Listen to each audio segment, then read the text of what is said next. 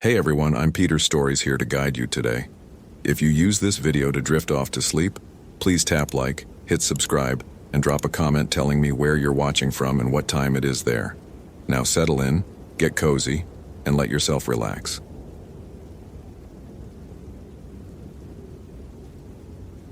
Deer Woman, Olympic National Park, 2011.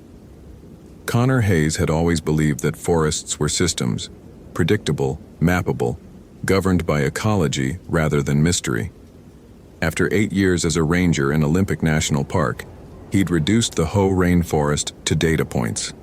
140 inches of annual rainfall, 300-foot Sitka spruces, Roosevelt elk migration patterns documented in his field notebooks with the precision of a man who'd minored in biology before the Park Service recruited him. The forest was not magical. It was Picea sitchensis and Pseudotsuga menziesii, nurse logs and nitrogen cycles, a temperate rainforest whose mist could be explained by Pacific maritime air masses colliding with the Olympic mountains. Nothing more. That conviction began to collapse on October 19, 2011, when Rachel Whitmore's emergency contact called to report she'd missed 3 scheduled check-ins. Connor stood in the ranger station at the Hoh Rainforest Visitor Center, holding the intake form that dispatch had faxed over. Rachel Whitmore, 28, solo hiker, naturalist, photographer.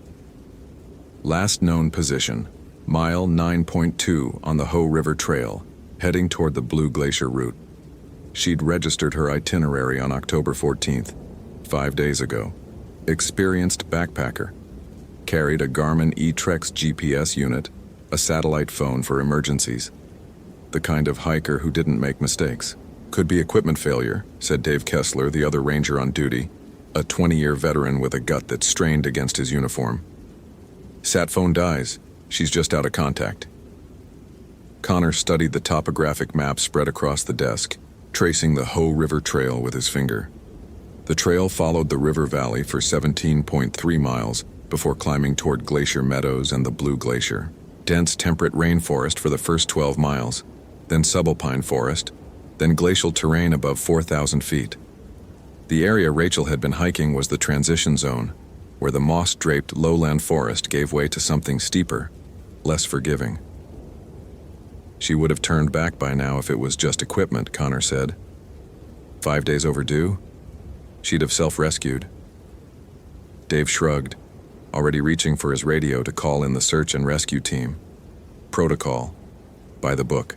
Connor appreciated that, even as a knot of unease formed in his stomach, the kind of feeling he normally dismissed as irrational, the biological residue of ancestral humans who'd feared the dark before understanding evolution. He gathered his gear methodically. Motorola CP200 two-way radio fully charged. Garmin GPS 60 CSX with fresh batteries. First aid kit. Topographic maps in a waterproof sleeve. Water purification tablets. Emergency bivvy. His field notebook. The one he'd filled with observations about fungal networks and canopy moisture levels. Data that meant something in the world he understood. The Hoh rainforest swallowed him whole the moment he left the visitor center parking lot. The trail began in what guidebooks called the Hall of Mosses, a misleading name that made tourists think of something quaint, manageable. Connor knew better. The forest here was a cathedral of excess. Big leaf maples draped with 20-foot curtains of club moss, sword ferns taller than a man, nurse logs 6 feet in diameter colonized by hemlock seedlings. The air hung thick with moisture, not quite rain but not quite mist, a suspension of water that beaded on every surface. Sound dampened strangely here. His boots on the trail produced a muffled rhythm, as if the moss carpeting the earth absorbed all evidence of human passage. He'd hiked this trail 100 times. He knew every switchback, every river crossing, every campsite. But today, maybe it was knowing someone was missing, or maybe it was the quality of light filtering through the canopy, green and submarine. The forest felt different. Watchful. He dismissed the thought immediately. Anthropomorphization. The human brain's tendency to project consciousness onto the indifferent natural world. At mile 3, 4, he passed the campsite where a family from Seattle had set up tents.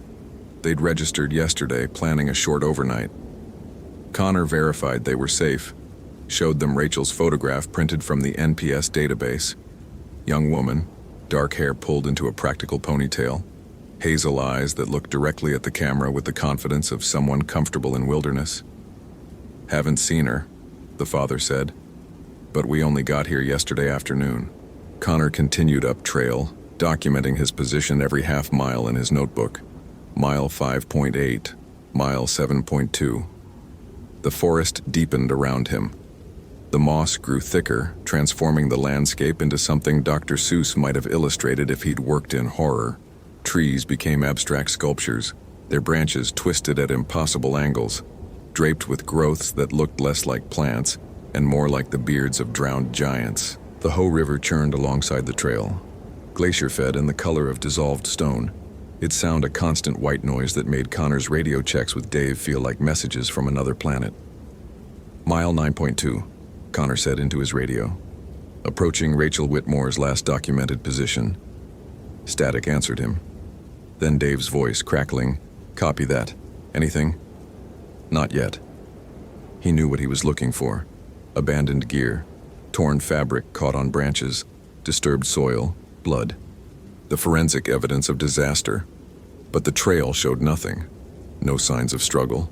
No indication anyone had passed this way recently except the deep track of elk hooves pressed into mud, and Connor stopped walking. There, just off the trail, maybe 15 feet into the forest, a camera. A Nikon D90 with a telephoto lens, sitting on top of a moss-covered log as if someone had carefully placed it there. His pulse quickened despite himself. He approached carefully, documenting the position with his GPS, 47.8156 degree ON, 123.8673 degree W. The camera sat perfectly level, lens cap still on, no visible damage. Connor pulled a pair of nitrile gloves from his pack, protocol for handling potential evidence, and picked it up. The LCD screen flickered to life when he pressed the power button. Battery at 47%. Memory card 3/4 full. He scrolled through the images. Sitka spruce canopy shots, close-ups of banana slugs, artistic compositions of nurse logs. Rachel Whitmore had a good eye. The timestamps showed she'd been shooting actively through October 16th, 3 days ago. The last photograph, taken at 14:37, showed a section of forest maybe 50 yards off trail. Nothing remarkable. Just trees and moss and the endless green twilight of the rainforest understory. Connor stared at the image, zooming in on the LCD screen. Something about the composition bothered him. The way Rachel had centered the frame on what appeared to be empty forest, as if she'd been photographing something that wasn't there, or something that had moved before the shutter clicked. He bagged the camera in an evidence pouch and continued up trail, but his thoughts spiraled around that last photograph. Why would she set down an expensive camera in the middle of the forest? Photographers didn't do that. They carried their equipment obsessively, protected it like children. Unless she'd been running. The hypothesis formed against his will. Rachel sees something, puts down the camera to move faster, intends to come back for it. Never does. But running from what? Black bears avoided humans. Cougars were rare, mostly active at dawn and dusk.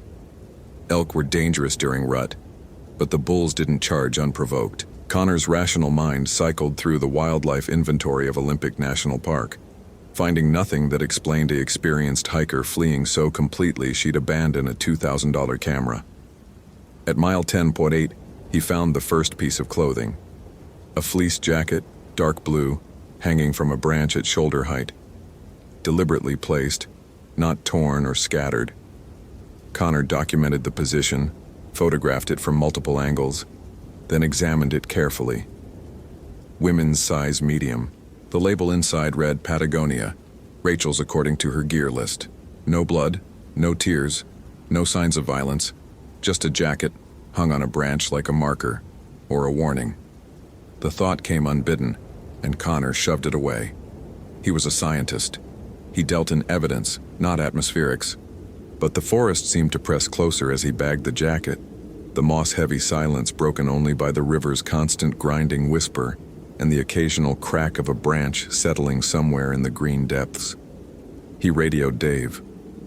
Found Rachel Whitmore's camera at mile 9.2, jacket at 10.8. Both items placed, not dropped. Continuing search. You want backup? Dave's voice sounded very far away. Connor checked his watch.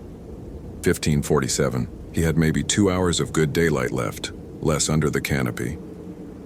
Not yet. I'm going to push to mile 12, see if she made it to the ranger station at Olympus.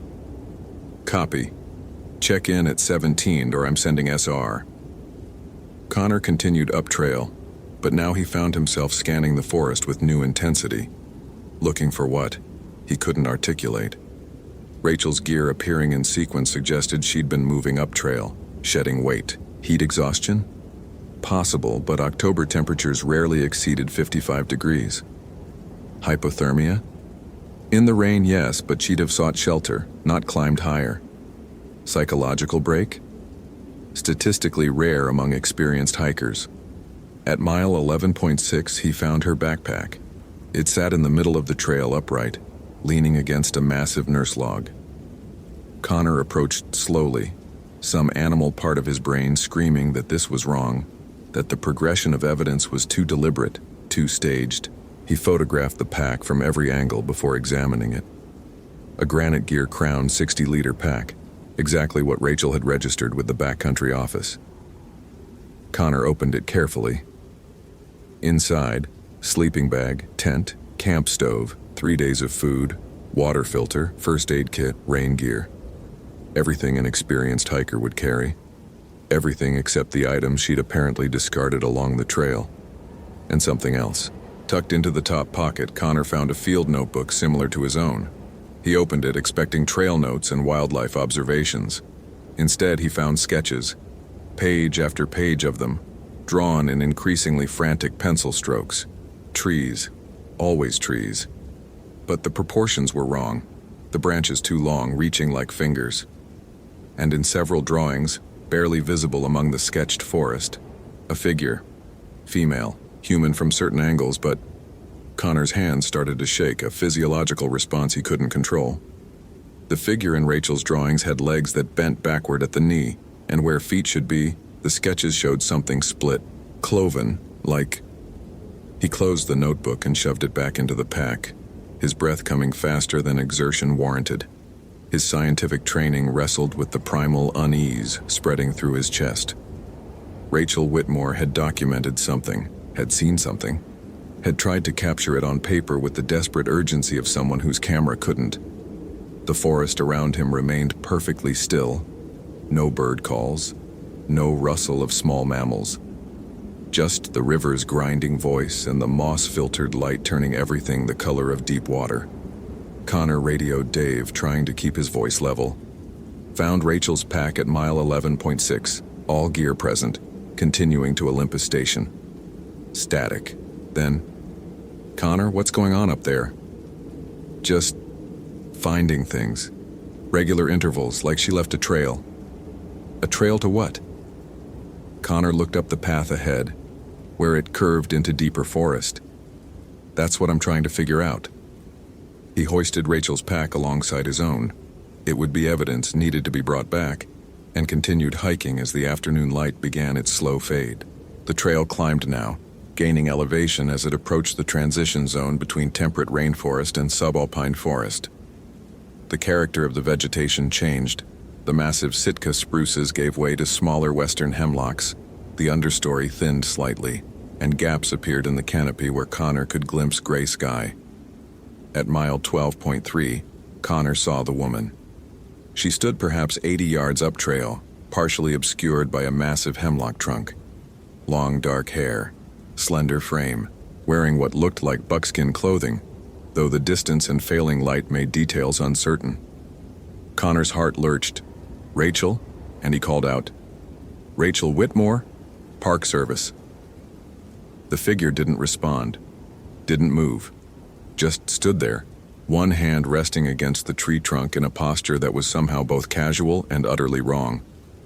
Connor started forward quickly, pulling his flashlight from his belt, even though enough daylight remained. Rachel, are you injured? Can you hear me? The woman turned her head, or Connor thought she did, the movement so subtle he might have imagined it, and then she was gone. Not running away, not ducking behind the tree, just absent, as if she'd been erased from the frame. Connor reached the hemlock at a near run, breathing hard. No one. He circled the tree, scanning the surrounding forest. No footprints in the soft earth, no disturbed vegetation, no evidence anyone had stood there. But he'd seen her. Seen something, hadn't he? His radio crackled. "Connor, it's 17. Status?" He stared at the empty forest, his mouth dry. I'm at mile 12-3. Thought I saw someone but lost visual. Could have been Rachel. Could have been. The light's getting bad, I might have..." He stopped. Might have what? Hallucinated? "I'm going to set up emergency camp, continue search at first light." A pause, then Dave's voice, carefully neutral. "You sure you don't want backup?" Connor looked down and noticed his hands were trembling again. He forced them still. "I'm sure. We'll check in at 8 tomorrow. Watch yourself up there." Connor signed off and found a flat spot 30 yards off trail to set up his emergency bivvy. Standard protocol. Never camp directly on the trail. Maintain visibility of the path. Keep gear organized for rapid response. He moved through the familiar motions, trying to ignore the way the forest seemed to watch him work. Anthropomorphization, he told himself. The human brain's tendency to project consciousness. But as darkness fell and the rainforest transformed into something vast and alien, Connor sat in his bivvy with his headlamp illuminating a small circle of normalcy, and couldn't shake the memory of that figure. The way she'd stood, the casual wrongness of her posture. He pulled out Rachel's notebook and began examining the sketches more carefully. The drawings grew more detailed toward the end. The figure appearing in them was definitely female, definitely humanoid, but the proportions were subtly off. Too tall, legs too long. And in the final sketch, drawn with such pressure that the pencil had torn the paper in places, Rachel had captured something that made Connor's scalp prickle. The figure's face was beautiful. Inhumanly, impossibly beautiful. The kind of beauty that wasn't attractive but terrifying, like staring at the sun. And below the buckskin dress, barely visible in Rachel's frantic cross-hatching, the legs ended not in feet, but in something split and cloven. Hoofed. Connor forced himself to think rationally. Rachel had been alone in the forest for days. Isolation could cause hallucinations, especially with dehydration or head trauma. She'd documented her psychological decline in these drawings. He was seeing the evidence of a mental break, nothing more. But even as he thought it, another part of his brain, older, less civilized, whispered, what if she was documenting something real? He tried to sleep but couldn't. The forest was too loud in the darkness. Not loud with sound, the rainforest at night was eerily quiet, but loud with presence, with the weight of attention. Connor lay in his bivvy and listened to the slow drip of moisture from the canopy, each drop hitting moss with a sound like tiny footsteps approaching. At some point past midnight, he heard singing, a woman's voice, distant and clear, singing something wordless and ancient. The melody rose and fell with an irregular rhythm that made his chest tighten, as if his heart was trying to match the cadence and failing. The song came from somewhere up trail, toward the Blue Glacier route. Connor sat up, reaching for his radio. But what would he say? I hear singing? He'd sound insane. And maybe he was. Sleep deprivation and suggestion could produce auditory hallucinations. He'd read the studies. But the singing continued, and Connor found himself standing, pulling on his boots, drawn by a compulsion he couldn't name. He switched on his headlamp and started up trail, following the voice. Somewhere in the rational part of his mind, he knew this was stupid, dangerous, exactly what Rachel must have done. But the song pulled at something deeper than reason. The trail climbed steeply now, switchbacking through increasingly sparse forest. Connor's headlamp beam cut through darkness thick as water. The singing grew clearer, and he realized with a chill that ran from his skull to his heels that he could almost understand the words. Not English, not any language he recognized. But the meaning touched something primal. Come, follow, find. At mile 13.7, his headlamp illuminated fresh tracks, hoofprints, cloven, pressed deep into the mud of the trail. Connor stopped walking. His scientific brain cataloged the evidence. Odocoileus hemionus, black-tailed deer, common in Olympic National Park. Reasonable explanation. Except these prints were too large, and they were spaced wrong. The gait too long, as if something bipedal had made them. The singing stopped. The silence that followed was absolute. Connor stood on the trail, alone in the vast darkness of the rainforest, and felt the weight of a presence he couldn't see. His headlamp beam swept across trees and ferns and moss, finding nothing. But the air had changed, grown thick with something that wasn't moisture. Then he heard it. The sharp click of a hoof on stone, somewhere ahead in the darkness beyond his light's reach. Connor's training screamed at him to turn back, return to his bivvy, wait for dawn and SAR backup. But another part of him, the part that had driven him to become a ranger, to spend his life in forests studying mysteries ecology couldn't fully explain, pushed him forward. He followed the hoofprints up trail. The forest opened as he climbed. The massive trees gave way to smaller subalpine vegetation, and gaps appeared in the canopy where starlight filtered through. Connor could see maybe 50 feet now, his headlamp illuminating a world of silver and shadow. The hoofprints continued, perfectly spaced, leading higher. At 14.1 miles, he found Rachel's boots, both of them placed side by side on a flat rock beside the trail, laces still tied, positioned with the same deliberate care as all her other items. Connor picked one up and found it still damp inside, as if she'd removed it recently. His radio crackled. "Connor, you there?" It was Dave, voice rough with sleep and concern. Connor checked his watch. 03:47. He'd been hiking for hours. "I'm here," Connor said, his voice strange in his own ears. "Mile 14.1, found Rachel's boots."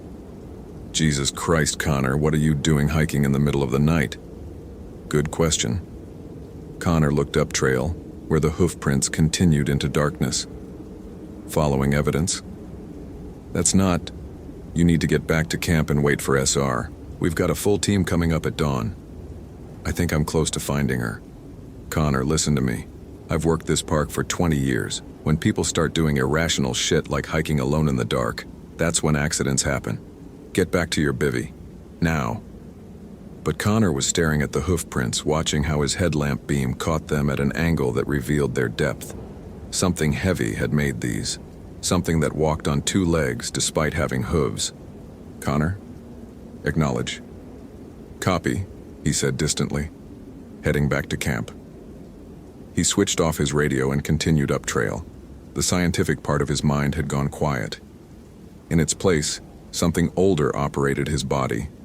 The biological programming of a male following a female's trail, drawn by signals his conscious mind couldn't process, but his nervous system understood perfectly.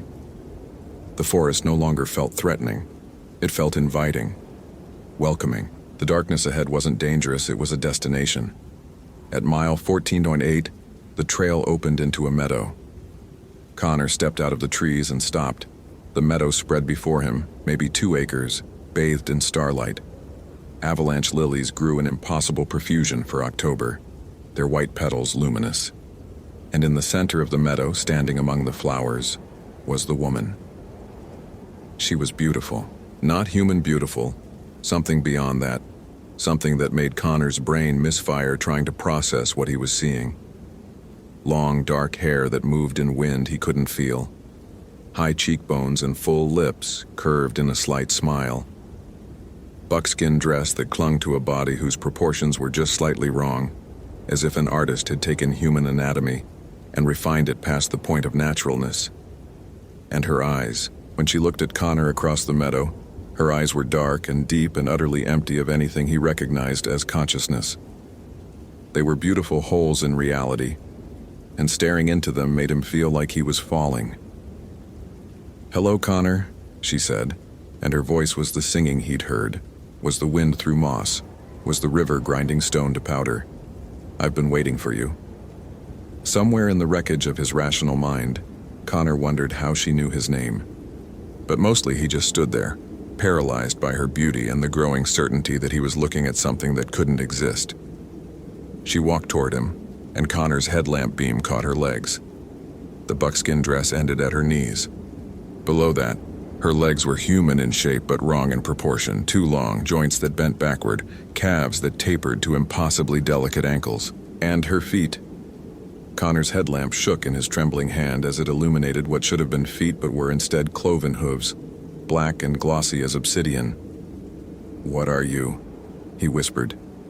She smiled wider, and Connor saw that her teeth were too sharp. "I have many names. The Cowlitz called me Sagali Tai's daughter. The Maka knew me as the Hoofed Woman.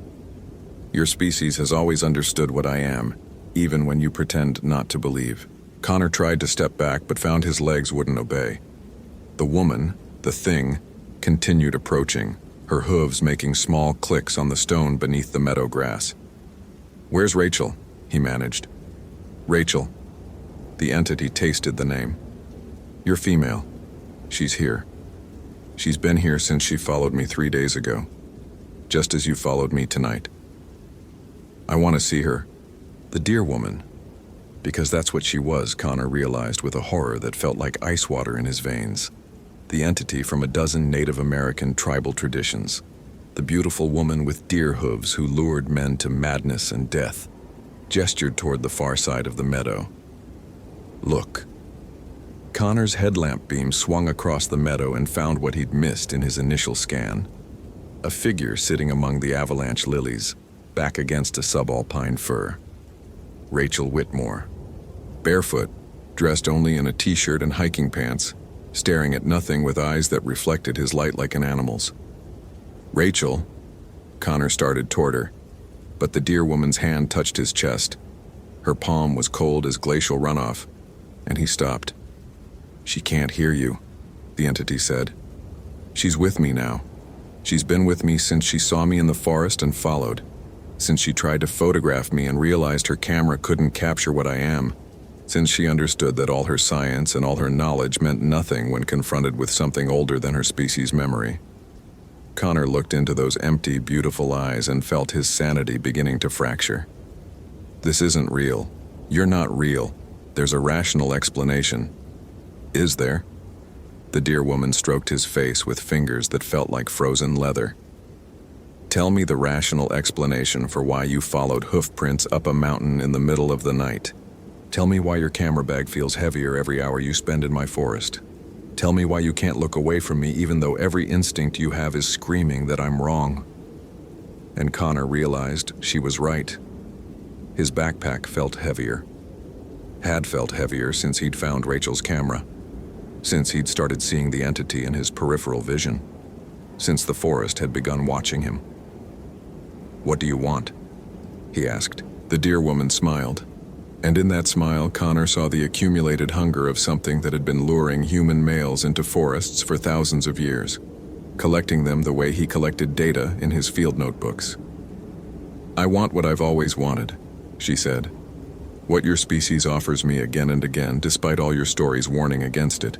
Your attention, your obsession, your willingness to abandon everything rational and follow something beautiful into the dark." She leaned close, and her breath smelled like moss and rotting meat. "Rachel gave me 3 days before her mind broke. How long will you last, Connor Hayes?" Connor tried to run, tried to scream, tried to pull out his radio and call for Dave, for SR, for anyone. But his body wouldn't obey. The deer woman's touch had paralyzed him, or maybe it was something deeper. The willing surrender of his rational mind to something it couldn't understand but couldn't resist. She guided him across the meadow to where Rachel sat. Up close, Connor could see that Rachel's eyes were open but seeing nothing. Drool ran from one corner of her mouth. Her hands moved constantly, fingers making small sketching motions in the air, as if she was still trying to draw what she'd seen. "She tried to understand me," the deer woman said, stroking Rachel's hair with terrible tenderness. "Tried to document me, tried to fit me into her framework of biology and ecology and natural history. But I'm not nature, Connor. I'm what lived in these forests before your species invented words like nature. I'm the reason your ancestors told stories about women in the woods. I'm the truth behind every warning your people forgot to believe. Connor's radio crackled. Connor, if you can hear this, CR is en route. ETA 2 hours. Hold position. The deer woman plucked the radio from Connor's belt with casual disdain and crushed it in her hand. The plastic shattered, circuits sparking briefly before dying. They won't find you in time, she said. The forest is very large, and I'm very good at hiding what I collect. By the time they reach this meadow, you'll be like Rachel. Alive but absent, your mind gone to wherever minds go when they can't process what they've experienced. She settled beside Connor, arranging his body like a doll until he sat next to Rachel, both of them propped against the tree. The deer woman positioned herself between them, one hand resting on each of their heads, and began to sing. The song was the one Connor had heard earlier, but now he understood it. Not the words. There were no words, but the meaning beneath them. It was a song about hunger and patience, about waiting in forests while human generations rose and fell, about the eternal entertainment of watching intelligent creatures abandon intelligence for beauty. Connor felt his mind beginning to slip, felt the careful structures he'd built, the scientific thinking, the rational worldview, the belief that everything could be explained, crumbling under the weight of what he was experiencing. He tried to hold on, tried to catalog what was happening in clinical terms. Hallucination brought on by sleep deprivation and environmental stress, possible exposure to ergot fungus or other hallucinogenic compounds, temporary psychosis that would resolve with medical intervention. But the deer woman's song drowned out his internal monologue, and her hand on his head felt like it was drawing something essential out of him, unspooling his consciousness thread by thread. 8 years in these forests, she murmured, her voice barely audible beneath the song. 8 years of walking past me without seeing, of documenting everything except what mattered. Did you really think your notebooks protected you? Your science? All you did was teach yourself to ignore the warnings. Connor's field notebook lay open in his lap. He watched, detached, as the deer woman picked it up and began reading his observations about fungal networks and moisture levels. She laughed, a sound like branches cracking under ice. You wrote about everything except what you sensed, she said. The places on the trail where you always felt watched, the clearings you avoided without knowing why, the dreams you dismissed as stress. I've been in your forest for so long, Connor, and you never once acknowledged me.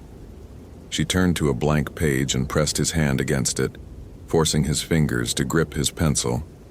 Then she guided his hand, making him draw. Connor watched helplessly as his own hand sketched the deer woman's face, the impossible beauty of it, the wrongness, the terror. There, she said when he finished. Now you've documented me. Now you're a real scientist. The sky began to lighten. Dawn approached, turning the meadow's darkness to gray. Connor could see more clearly now. Rachel's slack face, the deer woman's perfect features, his own hand still holding the pencil. He could see the hoof prints in the soft earth around them, dozens of them, as if the entity had been pacing circles around her collection all night. Voices echoed from down trail. The SAR team, approaching rapidly. Connor tried to call out, but his voice was gone. Tried to stand, but his legs wouldn't respond. He was paralyzed, or his brain had simply forgotten how to send signals to his muscles. The deer woman heard the voices and smiled. They're coming for you, but you won't go with them, will you, Connor? Because part of you, the part that followed me up here, knows you can't unsee this, can't unknow what you've learned. The rational world is over for you. She stood in one fluid motion, her hooves clicking on stone. I'll be here when you come back, when the hospital releases you, when you've recovered enough that everyone believes you're functional again. I'll be here in the forest waiting. Because you'll come back, Connor. They always come back. Then she was gone. Not running, not hiding, just absent, as if reality had briefly included her, and then changed its mind. The SAR team found them 20 minutes later. Connor Hayes and Rachel Whitmore, sitting side by side against a subalpine fir in a meadow at mile 14.8, both alive, both uninjured, both completely unresponsive. The rangers tried talking to them, shaking them, shining lights in their eyes. Nothing. Two experienced hikers reduced to catatonic shells, staring at nothing in a clearing full of avalanche lilies that shouldn't have been blooming in October. They carried Connor and Rachel down the mountain on stretchers, transported them to Olympic Medical Center in Port Angeles, ran every test their equipment could manage: MRI, CT scan, blood work, neurological evaluation. Found nothing wrong. No head trauma, no toxins, no organic explanation for why two healthy adults had simply stopped. The psychiatrists called it shared psychotic disorder, folie à deux, exposure-induced temporary psychosis. They kept Connor for 2 weeks, fed him antipsychotics and anti-anxiety medications, sat him in front of therapists who nodded sympathetically while he stared at the wall and said nothing. Rachel never spoke again. They transferred her to a long-term care facility in Seattle, where she spent her days making sketching motions in the air, with hands that no longer held pencils. Her parents visited every week, watching their daughter draw invisible pictures of something their minds couldn't process. Connor was luckier. After 6 weeks, he started speaking again, started eating regularly, started showing the behaviors that convinced the medical establishment he'd recovered. They released him with a diagnosis of acute stress reaction and a prescription for medications he never filled. He returned to work 3 months later. The Park Service, understanding and bureaucratic, gave him a desk job at headquarters in Port Angeles. No more field work, no more solo patrols, nothing that would put stress on his fragile recovery. Connor accepted the reassignment without argument. He sat at his desk and filed reports and attended meetings and acted like a man who'd survived a traumatic experience and moved on. But every night he dreamed of the meadow, of the dear woman's song, of her hand on his head, drawing out something he couldn't name. He woke each morning with the certainty that part of him was still sitting against that tree, staring at nothing while an ancient thing circled him with patient hunger. On April 3rd, 2012, exactly 167 days after his rescue, Connor Hayes submitted his resignation to the Park Service. He told his supervisors he needed a fresh start, was moving to Portland to be near family. They believed him because they wanted to, because the alternative was acknowledging that some people never really come back from the forest. Connor drove east out of Port Angeles, telling himself he was heading to Portland. But when he reached the junction with Highway 101, he turned north instead. Turned toward the Hoh Rainforest Visitor Center, toward the trailhead where this had all started. He parked in the empty lot at 2 a.m. The visitor center was dark, locked, lifeless. Connor sat in his car and stared at the trail entrance, feeling the pull of it like a physical force. The rational part of his brain, the part that still functioned, screamed that he was insane, that he should drive away, that returning to the forest was exactly what the dear woman had predicted. But the older part of him, the part that had followed hoofprints up a mountain in the dark, knew the truth. He'd never left. His body had been rescued and treated and released, but his mind remained in that meadow, trapped in the moment when his scientific worldview collapsed and something older and hungrier took its place. Connor got out of his car, shouldered a day pack containing water and his field notebook, the one with the drawing he'd made, the one he looked at every night. Started up the trail in darkness, following a path he'd walked 100 times before this all began. The forest welcomed him home. The moss-draped trees loomed overhead, familiar and alien. The Hoh River churned alongside the trail with its grinding whisper. And somewhere ahead, in a meadow that shouldn't exist in any rational geography, something with hooves and empty eyes waited with endless patience. Connor walked mile after mile, his headlamp beam cutting through darkness. He passed the places where he'd found Rachel's items: camera at 9.2, jacket at 10.8, backpack at 11.6, boots at 14.1. Each location felt sacred now, shrines to the process of unmaking. He walked faster, his breath coming hard, the pull growing stronger. At mile 14.8, he left the trail. The meadow appeared exactly as he remembered, avalanche lilies impossibly blooming, subalpine fir standing sentinel, starlight making everything silver. And in the center, standing among the flowers, the deer woman waited. She smiled when she saw him. "Welcome back, Connor. I knew you'd come."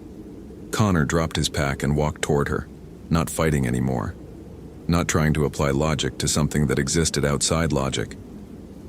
When he reached her, the deer woman took his face in her cold hands and looked into his eyes with her own beautiful, empty gaze. "You understand now," she said. "You tried to map me, catalog me, reduce me to data. But I'm not nature, Connor. I'm older than nature. I'm what lived in the gaps before your species invented explanations." She guided him to the tree where he'd sat before, where part of him had never stopped sitting. Rachel wasn't there. They'd taken her body away months ago. But Connor could see her impression in the grass, the shape of her absence. The deer woman settled beside him and began to sing. This time, Connor didn't resist. He let the song wash over him, unraveling the last threads of his rational mind. He pulled out his field notebook and began to write, documenting his final observations with the clinical precision of a scientist who'd finally found a mystery beyond ecology. Subject: unknown entity, referred to in indigenous tradition as deer woman. Observed in Olympic National Park, mile 14.8, Ho River Trail. Entity demonstrates ability to induce obsessive behavior in male subjects. Employs beauty as predatory mechanism. Hypothesis: entity feeds not on physical form but on consciousness itself, collecting human awareness the way humans collect specimens. Conclusion: some things in forests predate classification. Some hungers are older than science. Some beautiful things were never meant to be understood. The sun rose over the meadow, painting the avalanche lilies gold. Connor Hayes, former ranger, former scientist, sat against a subalpine fir and felt the last of himself slip away into dark eyes that reflected nothing. Above him, the deer woman stroked his hair with patient affection and continued her eternal song. The SAR team found his car in the visitor center parking lot 2 days later. They organized another search, another rescue. But Connor Hayes knew what Rachel had learned in her final days. That rescue was impossible. That some disappearances were permanent even when the body returned. They never found him in the meadow. The forest had swallowed him completely, adding him to its collection of beautiful mysteries that science couldn't explain. And in the years that followed, other hikers occasionally reported seeing a man on the Ho River Trail, standing among the trees, staring at nothing with eyes that looked through rather than at. The Park Service attributed these sightings to misidentification of wildlife or shadow play in the moss-filtered light. They were comfortable with rational explanations. It's what kept them sane.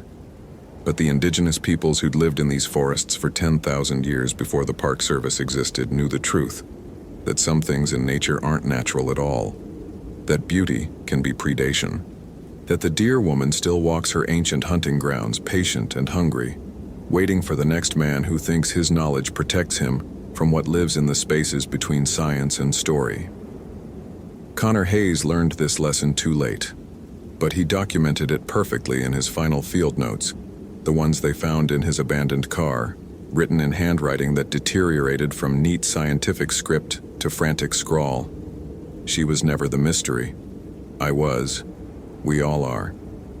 Beautiful prey, walking into beautiful traps thinking our flashlights and GPS units give us dominion over forests older than our species' memory. The Ho rainforest isn't a system, it's a cathedral, and something has been worshipped here far longer than we've had words to name it. The notebook ended there mid-sentence as if Connor had been interrupted, or as if he'd finally run out of words to describe what he was seeing. Hope you felt genuine terror. If you appreciate authentic horror rooted in real folklore, consider following for more stories. Which moment scared you most? Share your theory about what happened.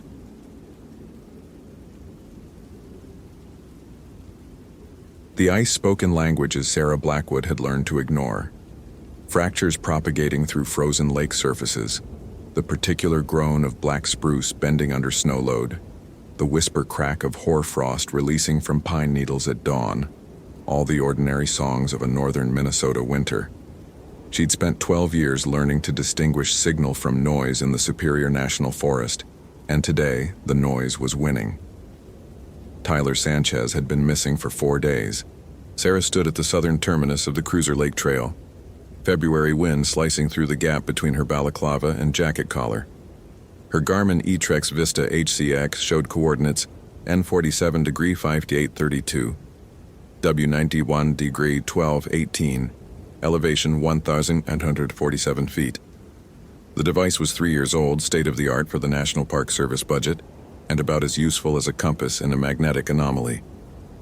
Tyler's last known position had been somewhere along the frozen portage between Cruiser and Gaskin Lakes, but somewhere covered roughly 4 square miles of old-growth forest and frozen water where temperatures hadn't climbed above 15 degrees in a week.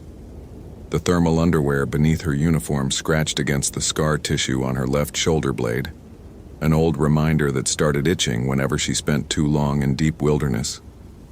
Psychosomatic, her therapist in Duluth had said, the body keeping score when the mind tried to move forward. Sarah didn't tell Dr. Morrison about the dreams anymore, or about how certain wind patterns through red pine stands still sounded exactly like her brother Danny calling her name. Danny had disappeared in the Huron-Manistee National Forest in 1993. She'd been 12. He'd been 15. They never found anything except his backpack, hung from a branch 7 feet off the ground in a tree with no low limbs. The case file used words like presumed dead and animal predation, but Sarah remembered the look on the Michigan State Police detective's face when he'd tried to explain the lack of blood evidence. 15 years of silence hadn't provided answers, only better questions. Her Motorola XTS 5000 radio crackled. "Blackwood, this is base. You reading me?" "Copy, Hendricks. I'm at the trailhead. No fresh tracks. Wind's been working on the snow since last night." Sarah scanned the tree line, looking for the subtle wrongness that preceded most discoveries in search and recovery. A scrap of fabric, disturbed snow pattern, the glint of aluminum from a dropped water bottle. Nothing presented itself. "SAR team from Ely's mobilizing but won't reach your position until 1300 hours, Hendricks said. His voice carried the careful neutrality of someone delivering bad news. "State police want you to hold position until they arrive." Sarah checked her watch, or 9:47. 3 hours of standing still while Tyler Sanchez remained missing wasn't protocol she could stomach. The kid's last radio transmission kept replaying in her mind. She'd been working the Kawishiwi district office when the distress call came through 4 days ago. Tyler's voice high and tight with something beyond simple fear. "Someone's following me, but they're not. It's not right. How they move isn't right. And Jesus Christ, they're not walking there." Static had swallowed the rest. His emergency beacon had transmitted from this area for 6 hours before going silent. The Boundary Waters canoe area. Wilderness covered over 1 million acres, but Tyler had filed a route plan. Cruiser Lake to Gaskin to Tuscarora, a relatively civilized loop for midwinter camping. They'd found his Kelty pack 3 days ago on the Gaskin Lake ice, approximately 2 miles northeast of her current position. The pack still contained 3 days of freeze-dried meals, a full fuel canister for his MSR stove, and a journal whose final entry read, "Day 4, something wrong with the light here. Shadows move independently. Very hungry despite eating. Need to keep moving." The search team had noted that final line. Need to keep moving. Not need to find shelter or need to call for help. The phrasing suggested compulsion rather than strategy. Sarah made her decision in the space between heartbeats. "Copy your last base. I'm going to do a preliminary sweep of the immediate area while I wait. Standard safety protocols." Sarah. Hendricks knew her well enough to hear the lie. They'd worked together for 8 years, had seen each other through divorces and departmental politics, and the slow erosion that came from witnessing too much death in beautiful places. Don't do anything that requires paperwork. Wouldn't dream of it. She killed the transmission before he could argue. The trail disappeared into a colonnade of paper birch and balsam fir, their white bark and dark needles creating a photograph negative effect against the snow. Sarah's Vask snow bourbon boots found purchase on the packed trail, and she settled into the rhythm of winter travel, slow, methodical, eyes constantly scanning for anomalies. Her pack contained 72 hours of emergency supplies, a medical kit rated for severe trauma, and, tucked in the bottom where regulation said it shouldn't be, her grandfather's hunting knife, 10 inches of carbon steel he'd carried through Korea, and 3 decades of Michigan winters. The knife had been in Danny's pack when they found it. How it had traveled back to her remained one of those mysteries that felt more like message than coincidence. 20 minutes into the forest, the first wrongness appeared. Tracks crossed the trail at a diagonal, coming from deep timber to the northeast and continuing toward Cruiser Lake. Sarah knelt beside them, her breath forming small clouds in the still air. The impressions were recent, made sometime in the last 12 hours based on the wind polish on the edges, and belonged to something approximately human-sized. Boot treads, but the gait was wrong. The stride length measured nearly 6 feet from heel strike to heel strike, suggesting someone with extremely long legs moving at speed. But the depth of the impressions varied wildly. Some sank 4 inches into the crust, while others barely dimpled the surface as if the thing's weight fluctuated with each step. Sarah pulled out her Canon PowerShot SD1100 and documented the tracks from 3 angles. The camera's LCD screen showed exactly what her eyes saw, which provided no comfort whatsoever. She'd seen plenty of strange tracks in her career: moose that wandered in meandering patterns suggesting brainworm infection, wolves with wounded limbs creating asymmetrical trails, even a black bear that had apparently learned to walk upright for short distances. Nature accommodated injury and aberration, but these tracks suggested something that didn't quite understand how weight and motion were supposed to function. She stood and followed the trail northeast away from the maintained route and into old growth. The forest here predated European contact, white pines rising 100 feet overhead with trunks 4 feet in diameter. The Ojibwe had lived in these territories for thousands of years before French voyageurs arrived in the 1600s, and their presence lingered in the landscape. Ancient pictographs on cliff faces, burial mounds hidden beneath centuries of humus, the remains of wild rice camps along shallow lakes. Sarah had found artifacts before, a copper spear point once, a shattered clay pot another time, and had dutifully reported them to the tribal liaison office in Grand Portage. The tracks led to a clearing where something had happened. Blood painted the snow in an arc that suggested violent motion. Not the simple scatter of a predator kill, but something more chaotic. Dark arterial spray, mixed with paler streaks that might have been tissue or viscera. The volume wasn't sufficient for a complete kill, maybe 2 pints total, Sarah estimated, but the pattern defied easy interpretation. At the center of the disturbance, something had pressed itself into the snow with enough force to compact the ice crystals into a vaguely humanoid outline. Arms spread wide, legs together, head tilted at an angle that made her neck ache in sympathy. And around this snow angel, someone had arranged bones, small ones mostly, ribs and vertebrae and what looked like metacarpals from something rabbit-sized. They formed a circle approximately 8 feet in diameter, and at the cardinal points, larger bones jutted upward, femurs maybe, or tibias. Sarah wasn't a forensic anthropologist, but she'd completed enough wildlife mortality investigations to recognize how deliberately this arrangement had been constructed. This wasn't scavenger activity or natural decay. Someone had collected these bones and placed them with intention.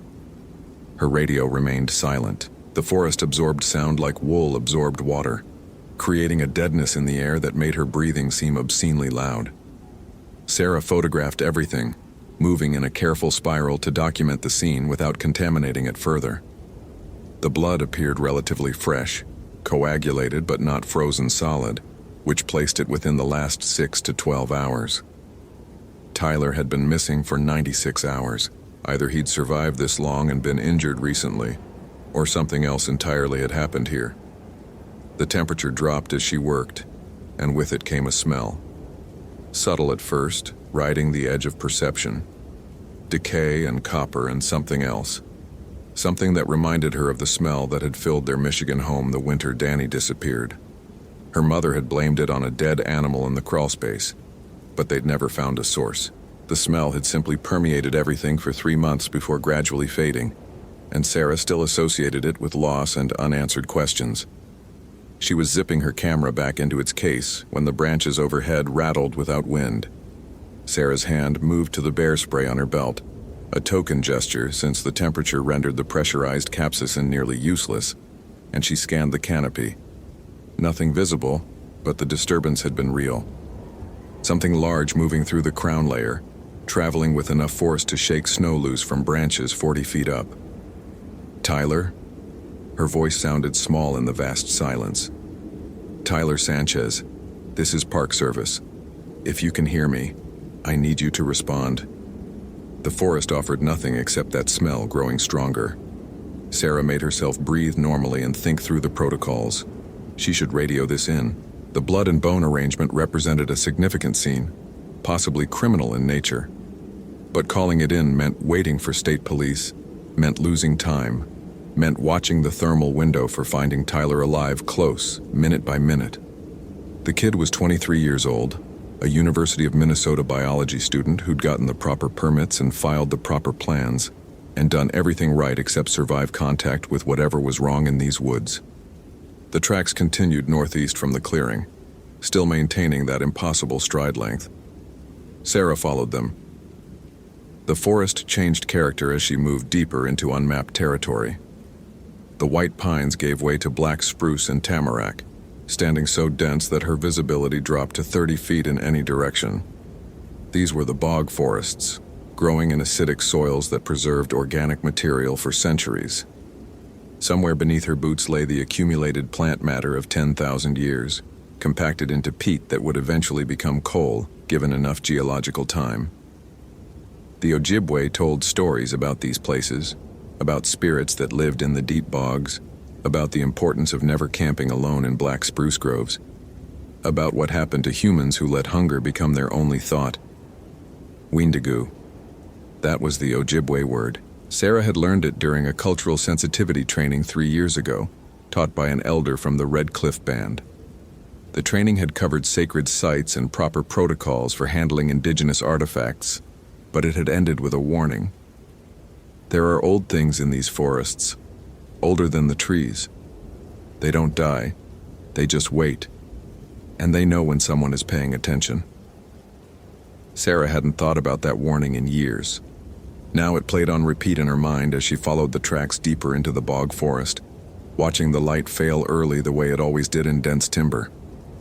Her watch showed 11:23, too early for natural darkness. But the canopy filtered sunlight into a premature dusk that turned the snow gray and made distances impossible to judge. The tracks ended at a frozen creek. Not ended exactly.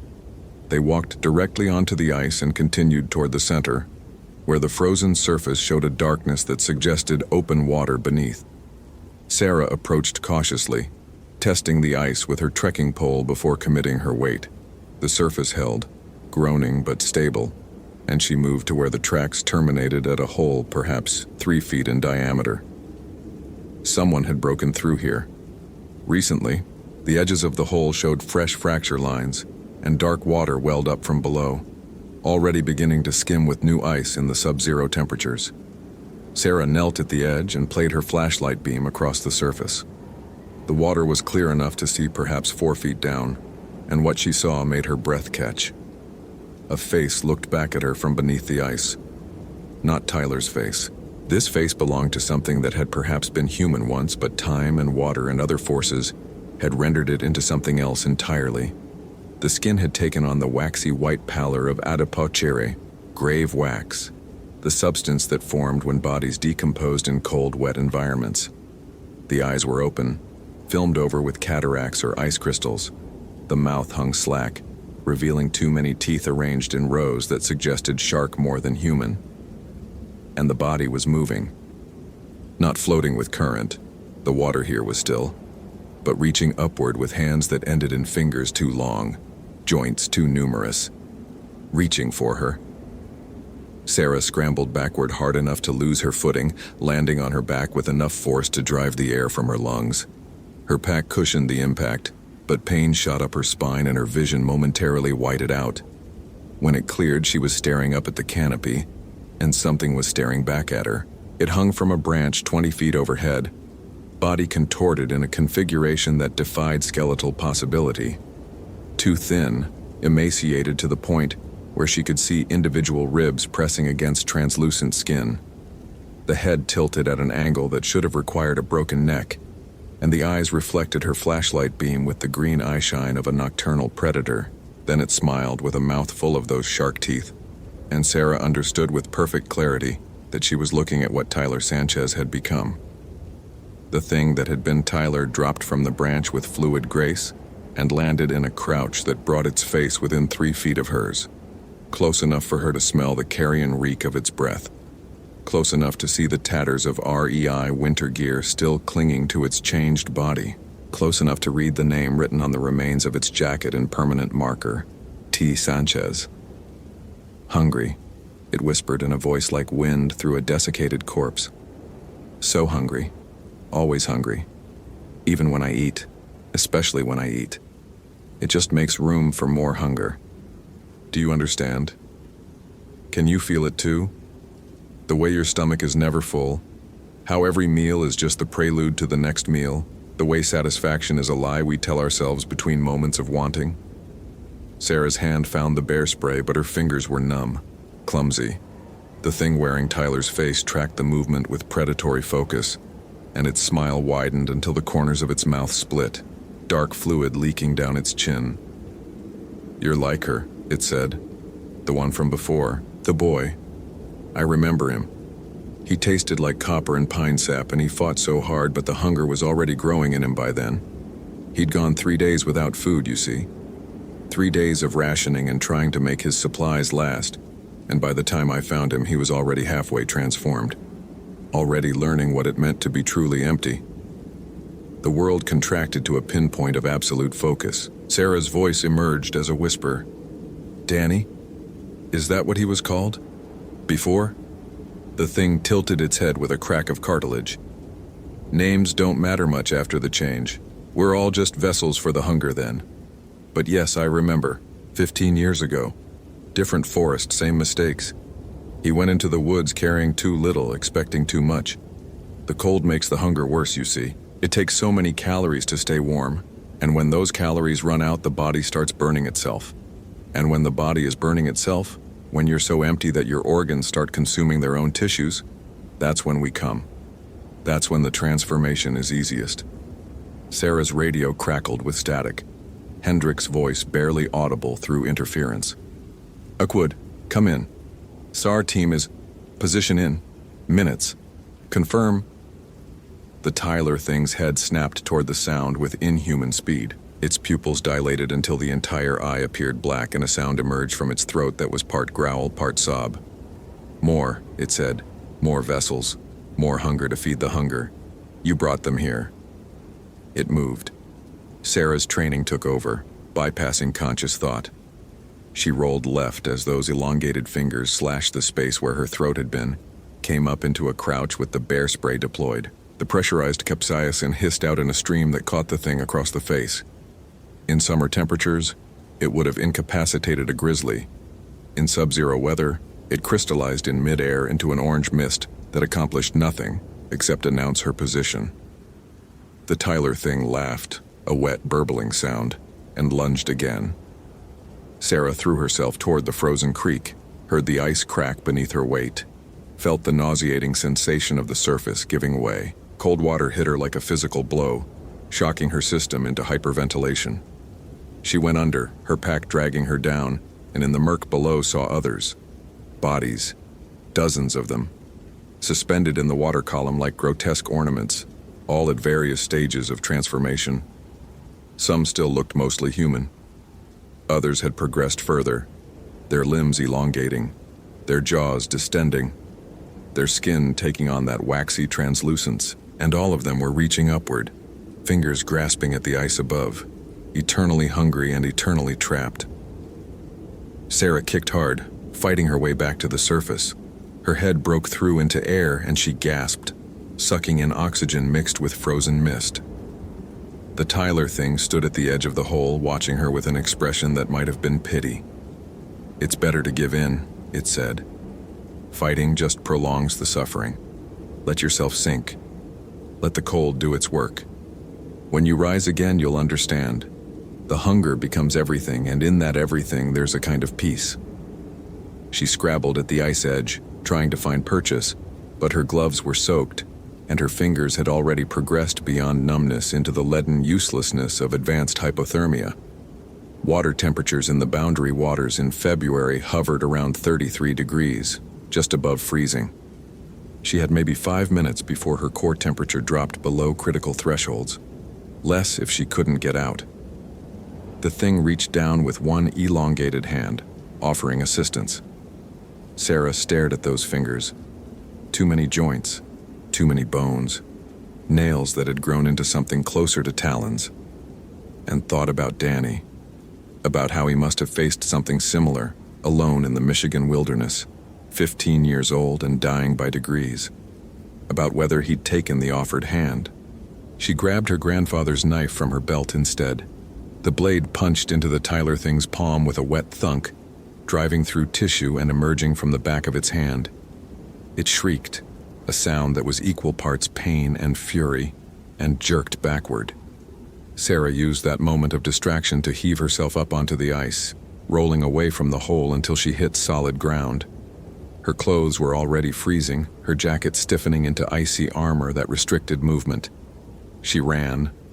The bog forest became a blur of dark trunks and darker shadows, her feet finding purchase on autopilot while her conscious mind focused entirely on the basics. Breathe, move, survive. Behind her, the thing gave chase, and she could hear others joining it. Multiple sets of footfalls moving with that wrong gait, calling to each other in voices that might have once been human. Her radio crackled again.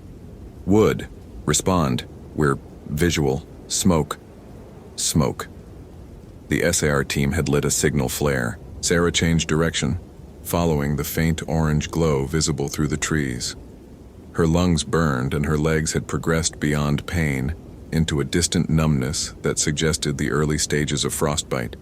Wet feet in sub-zero temperatures. She had 30 minutes, maybe less. The forest opened into a clearing and she saw them. 3 figures in bright SAR gear, standing around an emergency flare that spit orange sparks into the gray air. They turned at her approach and Sarah tried to shout a warning, but her throat had frozen shut, her vocal cords locked. One of the SAR team members took a step toward her. Jesus, we've got a victim here. Get the Tyler thing hit him from behind with enough force to snap his spine. Sarah heard the crack, saw the man's expression shift from concern to incomprehension as his legs stopped responding. He collapsed, and the thing fell upon him with those shark teeth, and the sound it made while feeding would haunt her for whatever time she had remaining. The other 2 SAR members scattered, screaming into their radios, reaching for equipment that couldn't help them. One pulled a flare gun and fired, the magnesium round streaking upward to burst in a red star above the canopy.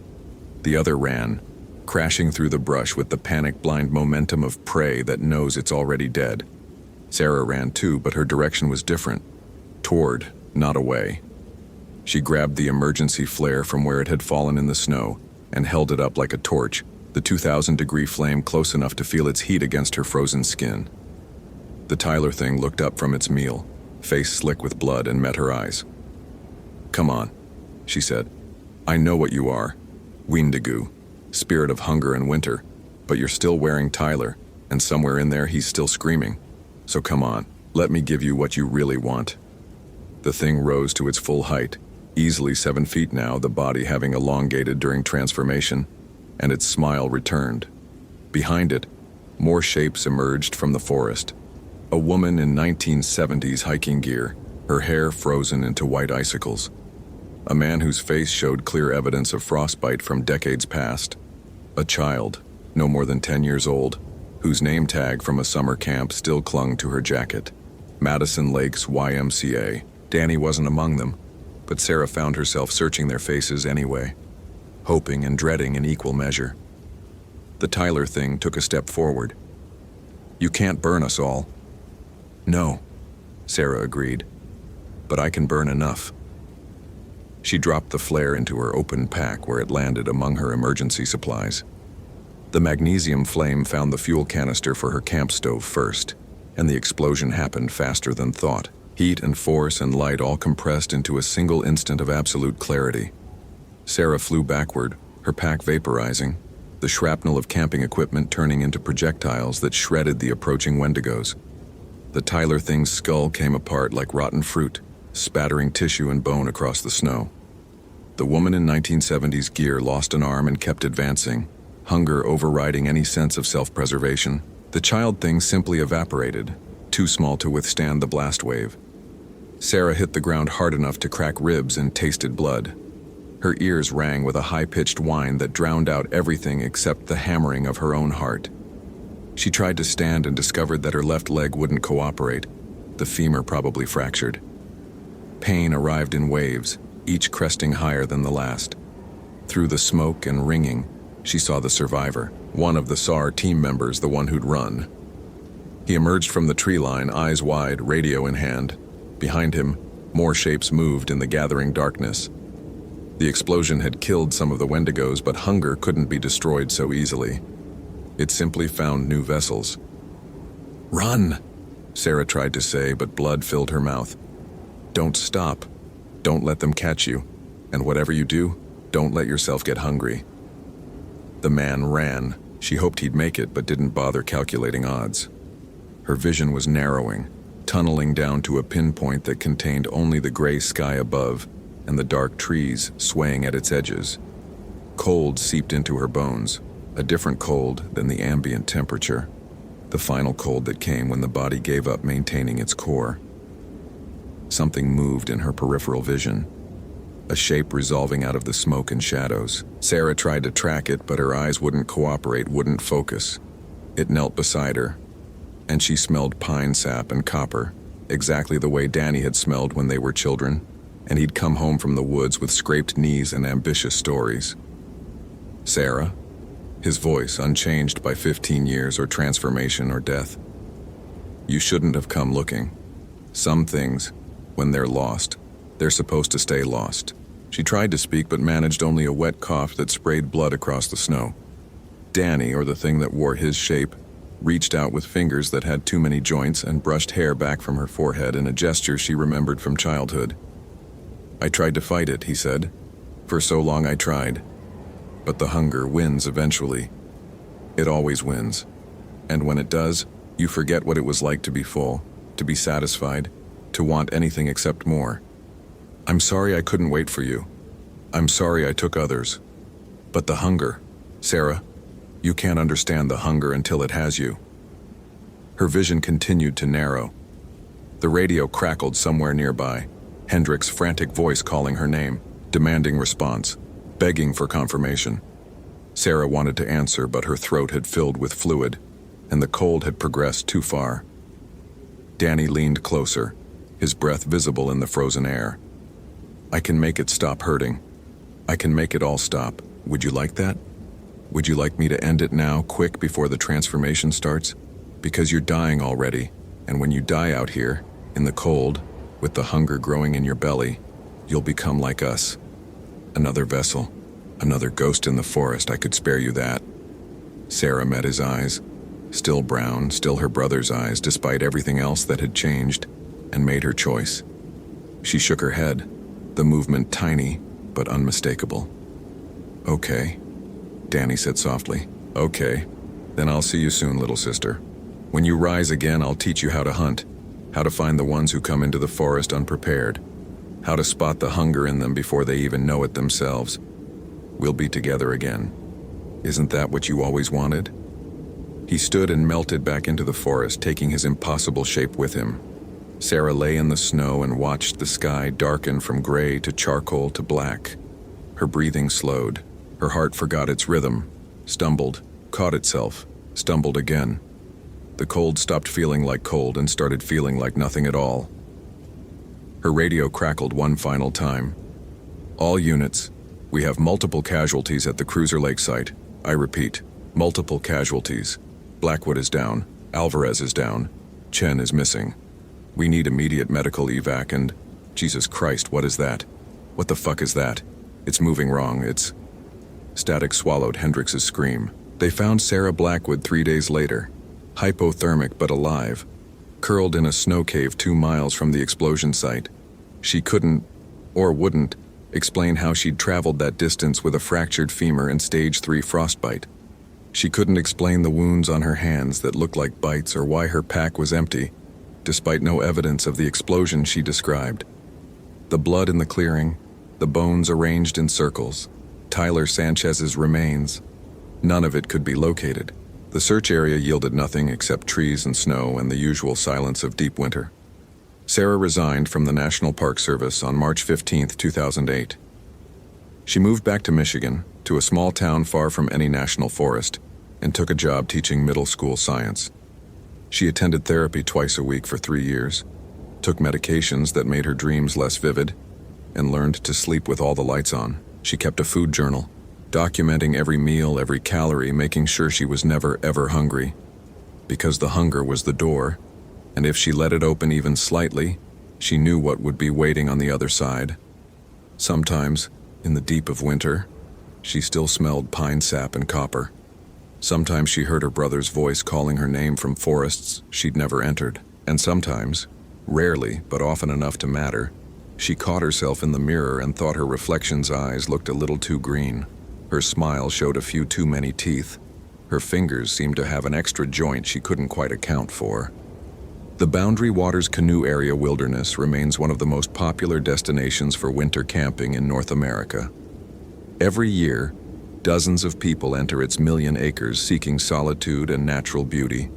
Most of them return, but if you venture into those northern forests during the coldest months, remember to bring enough food. More than you think you'll need. Twice that amount, actually. Because the hunger that lives in those woods, the hunger that predates human settlement and will outlast human memory, it knows exactly when you're running low. It can smell the moment your body starts consuming itself for fuel. And once it smells that, once it knows you're ready, it will find you. It will show you its 1,000 faces, all of them wearing someone who came before you, all of them smiling with too many teeth. It will offer to end your suffering or extend it, to make you whole or make you empty, to kill you quickly or transform you slowly. The choice, as always, will be yours. But here's the thing about choices made in extremity, in the deep cold and deeper hunger. They stop feeling like choices eventually. They start feeling like inevitability, like surrender, like the only possible option in a world that's narrowed to a single imperative: feed. And once you've fed, once you've learned that satisfaction is just another form of hunger, you'll understand what Tyler Sanchez discovered in his final moments. You'll understand what Danny Blackwood learned over 15 years of eternal appetite. You'll understand what Sarah Blackwood fights against every single day, knowing that the fight itself is just another kind of starvation. The Wendigo doesn't just consume people. It consumes the space between satisfied and hungry, collapsing that boundary until they become the same state. And once that boundary collapses, once you can no longer tell the difference between feast and famine, you've already transformed. You just haven't noticed yet. Sarah Blackwood noticed. She notices every day, and she'll keep noticing until the day she stops fighting, or the day the hunger finally wins. In the Boundary Waters, winter remains long and silent and absolute. The lakes freeze solid, the forests stand patient, and in the darkest places, in the bog forests where black spruce grows dense enough to strangle light, something waits with infinite patience and eternal appetite. It knows your name before you speak it. It knew you were coming before you packed your first bag, and it will still be waiting long after you've forgotten what it feels like to be full. Hope you felt genuine terror. If you appreciate authentic horror rooted in real folklore, consider following for more stories. Which moment scared you most? Share your theory about what happened. Thomas Brennan had learned to measure time by the weight of fog. 7 years as a ranger at Olympic National Park had taught him that mornings in the Hoh rainforest arrive not with light, but with gradations of gray. Charcoal giving way to pewter, giving way to something almost resembling daylight if you squinted hard enough and lied to yourself. He stood on the porch of the Soldick Ranger Station at 6:47 a.m., holding his third cup of coffee and watching the mist move through the Sitka spruce like something breathing. The coffee tasted like rust. Everything tasted like rust lately, ever since he'd started the new prescription Dr. Vance had given him for the nightmares. Sertraline 100 milliliters. Take one daily with food. The bottle sat in his truck's glove compartment next to his old Motorola MTS 2000 radio and a St. Christopher medal that had belonged to his father. Tom hadn't decided yet whether the medal was comfort or accusation. His Garmin GPS unit chirped from inside, the morning weather update downloading via satellite. Clear skies predicted for the Olympic Peninsula, which meant absolutely nothing here under the primordial canopy where some trees had been growing since before Columbus sailed. The rainforest created its own climate, its own rules. Tom had stopped trusting predictions of any kind after 2007. He was thinking about Michael Reeves again. He thought about Michael Reeves every morning, but especially on mornings like this when the fog moved wrong, when it seemed to gather in shapes that almost resembled human silhouettes before dissipating into ordinary vapor. Michael Reeves, 23 years old, Eagle Scout, experienced hiker, vanished from the Salt Duke Falls Trail on October 14, 2007, during Tom's second year as a ranger. They'd found his backpack 3 days later, contents neatly arranged on a fallen log 2 miles off trail. His journal opened to a page that read only, "They're not shadows, they're holes." The official report called it acute psychosis, brought on by hypothermia. Tom had written that report himself, had signed his name to it, had filed it away in a gray cabinet where it lived with all the other explanations for things that resisted explanation. His phone buzzed. Text from Jennifer, the station's daytime dispatcher. Missing hiker reported, 28-year female. Last contact yesterday, 4 p.m. Salt Duke Falls Trail. Park Service mobilizing. Tom's hands went cold despite the coffee. Salt Duke Falls Trail. The same trail. He was inside and pulling on his uniform jacket before he'd consciously decided to move. His body operating on 7 years of training while his mind tried to push against the familiar weight settling behind his sternum. Jennifer was already at her station when he entered, her fingers flying across the keyboard, pulling up the missing person report on the dual monitor setup. "Sophia Chen," Jennifer said without looking up. 28 solo hiker, checked in at the trailhead yesterday at 11:30 a.m. Was supposed to meet friends in Port Angeles for dinner at 6. Never showed. Phone going straight to voicemail. Friends filed the report at midnight after calling every hospital between here and Seattle. Tom studied the photograph on the screen. Sophia Chen had black hair pulled into a practical ponytail, intelligent eyes behind wireframe glasses, and a smile that suggested she was the kind of person who read the preparedness guidelines and actually followed them. She wore a North Face jacket in the photo, forest green, and Tom found himself noting the color with the detached precision of someone cataloging evidence. "Experience level?" he asked. "Moderate. Friends say she hikes regularly, knows basic backcountry protocol, always carries the 10 essentials. Left her itinerary with them, planned to do the full loop, approximately 8 miles. Should have taken her 5 hours maximum." 5 hours. It had been 15 hours now, in October, with temperatures dropping into the low 40s at night. "Who's lead on the SAR?" Tom heard himself ask, though he already knew the answer. There were only 3 rangers qualified for search and rescue operations in this sector, and the other 2 were handling a rescue operation near Hurricane Ridge. Jennifer finally looked up at him, and Tom saw the apology in her eyes before she spoke. "That would be you, Tom. I'm sorry. I know the trail." "It's fine," he said, which was a lie so transparent that Jennifer's expression didn't change. "I'll gear up. Contact the volunteer SAR team. Get a dog handler if we can. I want boots on the ground in 45 minutes. He was back in his truck before his hands started shaking. The St. Christopher medal caught the weak morning light, and Tom wrapped his fingers around it hard enough that the metal edges bit into his palm. The pain helped. It always helped, that sharp little reminder that he was here now, in 2014, not in 2007, not standing at the edge of Lost Creek calling Michael's name until his voice gave out. The drive to the Salt Duke Falls trailhead took 23 minutes through forest, so dense that his headlights seemed to be swallowed rather than reflected. Tom counted trees. It was a trick Dr. Vance had taught him. When the thoughts started spiraling, anchor yourself in physical reality. Count something, breathe. Remember that you survived and that survival meant you got to keep trying. 147 trees by his count. though several merged together in the fog and he might have counted them twice. The trailhead parking lot held 5 vehicles. Tom recorded their makes, models, and license plates in his notebook, photographed each with his department-issue Canon, and marked their positions on his map. Sophia's car was the blue Honda Civic, Washington plates, a university parking permit still stuck to the windshield. Tom cupped his hands against the driver's window and looked inside. Clean interior. A CD case on the passenger seat. The National, a band Tom didn't recognize. A pair of running shoes in the back. Nothing that suggested distress or hurried departure. He was circling the vehicle for the 3rd time when he noticed them. The shadows under the car were wrong. Tom crouched down, his knees protesting. The morning light was growing stronger now, the sun climbing somewhere above the canopy, and the shadows beneath the Civic should have been receding, growing shorter and more defined.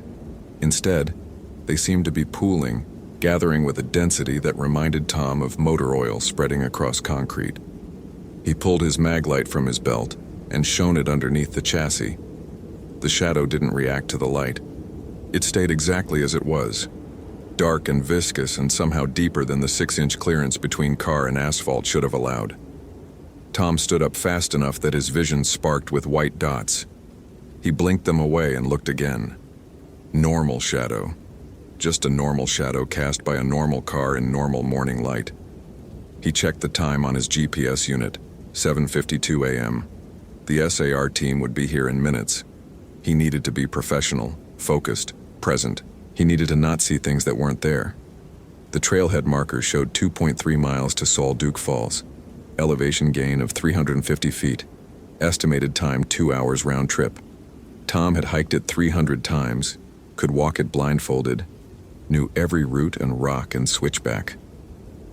The trail began as a well-maintained gravel path before transitioning to packed earth, winding through a cathedral of Douglas fir and western hemlock that filtered the light into aquarium dimness. Moss grew on everything, great swaths of it hanging from branches like tattered curtains, carpeting every surface in velvet inches thick.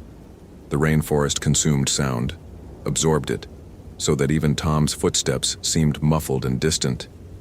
He made it 40 yards before he had to stop and press his palm against a tree trunk, breathing deliberately through his nose. The bark was rough under his hand, textured with lichen and damp with moisture. Real, solid. He counted his breaths. 1, 2, 3, 4. They're not shadows, they're holes. Shut up, Tom whispered to the empty trail. Shut up, Michael. 3 vehicles pulled into the parking lot behind him, the volunteer SAR team arriving in a cluster. Tom recognized them before they'd even climbed out. Rick Matheson, retired firefighter, 61 years old and built like a fire hydrant. Paula Chen, no relation to Sophia, but Tom's mind noted the shared surname anyway. Emergency room nurse and the best tracker Tom had ever worked with. And bringing up the rear, Doug Martinez with his German Shepherd Sadie, the only certified search dog in Jefferson County. Tom briefed them in 90 seconds, his voice steady and professional, ranger speak coming automatically. Last known position, estimated trajectory, timeline, weather conditions, search pattern Alpha 3, which meant they'd split into pairs and work a grid extending from the established trail. Rick would take the northern quadrant with Paula. Tom would handle the primary trail with Doug and Sadie, since the dog needed to start where Sophia had definitely been.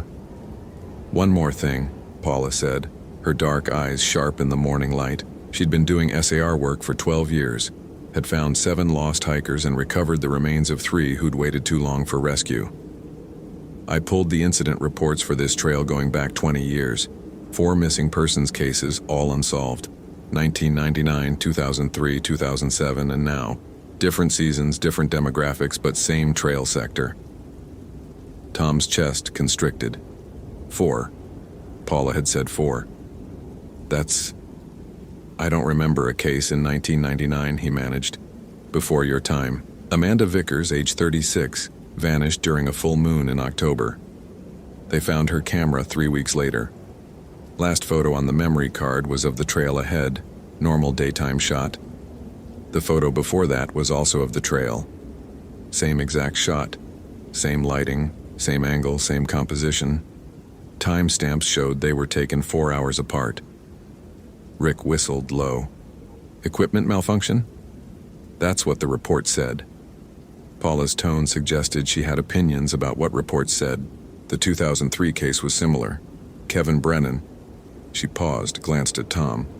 Any relation? The Forrest tilted. Tom gripped his radio to keep from dropping it. My brother. My older brother, Kevin. He disappeared hiking out here in August 2003. I was still in college. They told us he fell, that he'd gone off trail, and he couldn't finish. The words tangled in his throat like moss, choking him. Paula's expression softened with something that might have been pity, or might have been understanding. I'm sorry, Tom. I didn't realize. The report said probable accidental death by falling. Body never recovered. But there were some odd notes in the file. Witness reported seeing him walking in circles near mile marker 3, talking to himself. Another hiker said he looked wrong, like he was moving through water. Tom remembered the funeral with no casket. Remembered his mother's face, gray and crumpled. Remembered choosing the Rangers afterward, choosing this park, choosing to spend 7 years walking the same trails where Kevin had vanished because he still believed, that understanding the forest meant understanding what had happened.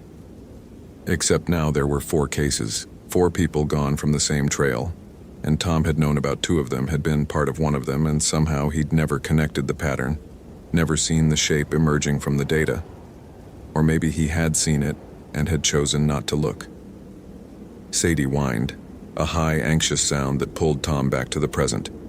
The dog was staring at the trailhead, her ears flat against her skull, her body tense with focused alertness that had nothing to do with eagerness. Doug frowned and shortened the leash. She's acting hinky, he muttered. Never seen her like this at a start point. Tom made himself move. Let's go. Sophia Chen has been out here for 15 hours. Every minute we waste is a minute she doesn't have. They moved into the forest in a line, Tom taking point with his GPS unit tracking their coordinates, Paula and Rick branching north after the first quarter mile, Doug and Sadie staying on Tom's 6. The trail descended gradually, following the Sol Duke River's contour, the sound of water growing from whisper to murmur to low thunder as they approached the falls. Mushrooms clustered at the base of trees, witch's butter, turkey tail, artist's conch, and banana slugs left silver trails across the path like breadcrumbs leading nowhere. Mile marker 1 came and went. Then mile marker 2, Sadie pulled toward every scent cone, investigating decomposing logs and nurse stumps with professional thoroughness. But she didn't alert. No indication that Sophia had deviated from the main trail. Tom's radio crackled periodically with updates from Rick and Paula. Negative contact, continuing sweep, moving to grid sector B2. At mile marker 2.8, Sadie stopped walking. The shepherd planted her feet and refused to move forward, her whole body rigid, a low growl building in her chest that Tom felt more than heard. Doug tried coaxing her, then commanding her, then offering treats from the pouch on his belt. Sadie ignored all of it, her attention fixed on the trail ahead where it curved around a massive cedar tree whose trunk was easily 15 feet in diameter. Tom, Doug said quietly, something's wrong. She's trained to push through discomfort, to work past distractions. I've never seen her refuse to advance. Tom studied the trail ahead. It looked identical to the trail behind them. Packed earth, fallen needles, the endless canopy filtering light into submarine dimness. But there was something about the quality of the shadows beyond that cedar tree, something about the way they seemed to pool rather than stretch, to gather in configurations that his eyes kept sliding away from. He pulled his maglite and shone it ahead. The beam penetrated maybe 15 feet before seeming to weaken, to diffuse as though the air itself had grown thicker.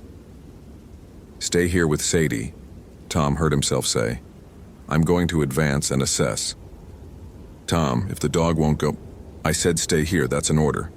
He moved forward before Doug could argue, before his own better judgment could stop him, his hand resting on his radio but not keying it, because what would he say?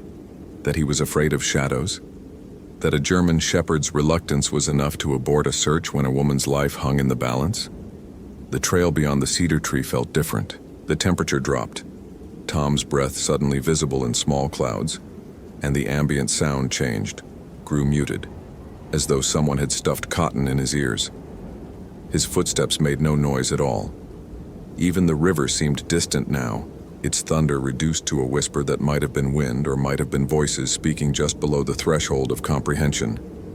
Tom counted his steps. 23, 38, 51. At step 64, he found Sophia Chen's backpack. It sat in the middle of the trail, positioned with geometric precision exactly at the path's center. The straps extended to full length and arranged in parallel lines. Tom approached slowly, documenting everything with his camera before touching anything. The pack was a Gregory Diva 60, forest green, identical to the one in Sophia's photo. He pulled on latex gloves and carefully opened the main compartment. Everything was there: tent, sleeping bag, cook stove, first aid kit, water filter, emergency bivvy, the 10 essentials, all present and accounted for. Her phone was in the top pocket, a Samsung Galaxy with a cracked screen protector. Tom pressed the power button, dead battery, but that wasn't what made his hand start shaking. It was the contents of the small notebook tucked into the front pocket, the one Sophia had apparently been using as a trail journal. Tom opened it to the last entry dated yesterday, October 13th, 2014, time stamped 3:47 p.m. Something's following me. I can't see it directly, but I can see where it isn't. Does that make sense? Like empty spaces shaped like people. They're in my peripheral vision, moving between trees. Every time I turn my head, they're gone, but I can feel them watching. The shadows here are wrong. Too dark, too deep. Like they go down and there's no bottom. I should turn back. I know I should turn back. But my feet keep moving forward, and I don't think I'm controlling them anymore. If someone finds this, tell my parents I tried. Tell them The entry ended mid-sentence, the pen trailing off into a long scratch across the page. Tom's radio crackled, Rick's voice tense. Tom, you need to see this. Grid sector B4, approximately 300 yards northwest of trail marker 3. You need to see this right now. Tom marked the GPS coordinates of the backpack, photographed everything from 6 angles, and made himself leave it where it lay. Potential evidence, chain of custody, proper protocol.